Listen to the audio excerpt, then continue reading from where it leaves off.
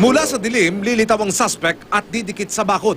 Magmamatiyag sandali nang matansya na disimulado ang kanyang pagdating, nag-ala Spider-Man na ito. Inakyat ang bakod. Sandali siyang mawawala sa frame ng CCTV camera. Ilang sandali, lumagpak na parang pusang nalaglag ang suspect sa semento. Nagtanggal ng tsinelas, umikot sa parking lot, tsaka inakyat ang condominium building.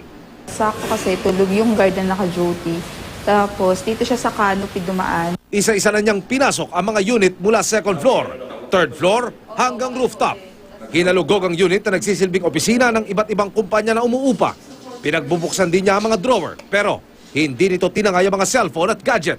Tingin namin cash talaga yung gusto niya kasi may mga gadget yung mga ano namin, may mga tenant. Pero walang kinuha kahit isa eh. Nang wala siyang makitang cash, umalis na ang lalaki. Lumundag siya sa likuran. Dito niya nasalubong ang gwardya. Sinabi raw nito sa gwardya na galing siya sa kabilang bakod at nag-iikot lang. Pinalampas siya ng gwardya. Kaya ang suspect dumiretso sa main gate, sinampahan niya ito muli, tsaka umalis. Sa investigasyon, ang suspect na nanloob sa condominium building na ito sa Green Hills, San Juan, ang nanloob din sa isang tanggapan sa Quezon City kung saan siya nakatangay ng mahigit 300,000. Nanawagan ng PNP sa publiko lalo na ngayong Semana Santa. Ipagbili natin doon sa ating trusted neighbor. Okay, yung trusted neighbor to see to it na meron sa ating maaaring magbigay ng tawag or text kung merong nakitang di ka nais-nais.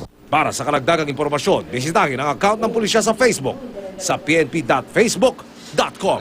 Emil Sumangil, nakatutok, 24 oras.